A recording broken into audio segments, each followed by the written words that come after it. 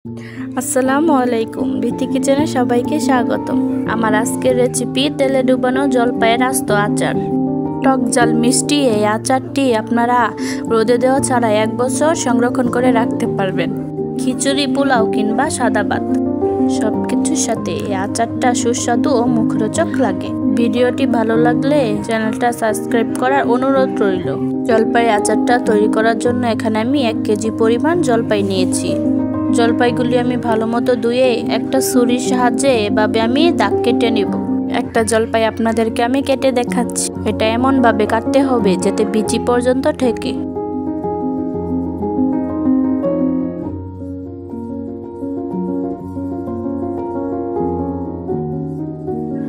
এবার জলপাইগুলি আমি ভালো মতো হলুদ আর লবণ দিয়ে মাখিয়ে রেস্টে রেখে দিব 10 মিনিটের মতো।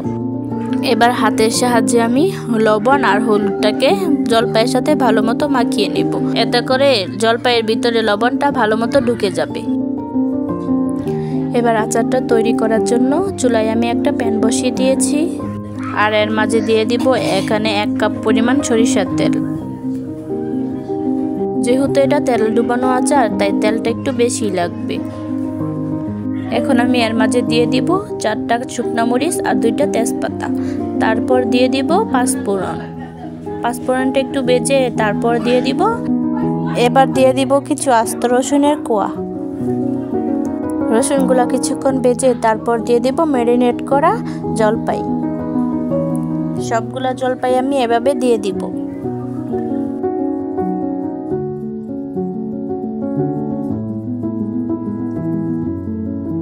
এবার তেলের সাথে জলপাইগুলি আমি ভালো মতো মিশিয়ে নিব।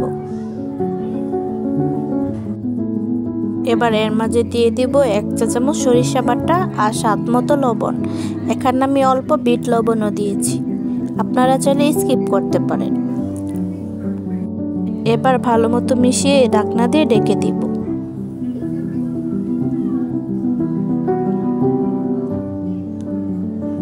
ঢাকনা উঠিয়ে আমি মাঝে মাঝে একটু নাড়াচাড়া দিয়ে, নয়তো নিচ দিয়ে লেগে যাবে।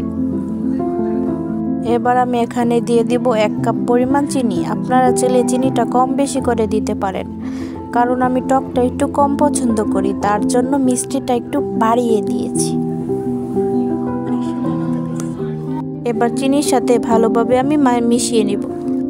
মিশাতে যখন চিনিটা গলে যাবে তারপরে দিয়ে দিব আমি ভেজে রাখা পাঁচফোড়নের গুঁড়া।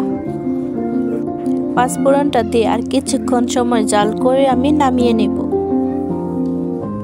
আমার রান্নাটা যদি ভালো লাগে তাহলে আমার চ্যানেলটা অবশ্যই সাবস্ক্রাইব করে পাশে থাকবেন। যারা ফেসবুক থেকে দেখছেন তারা অবশ্যই লাইক দিয়ে ফলো করে যাবেন।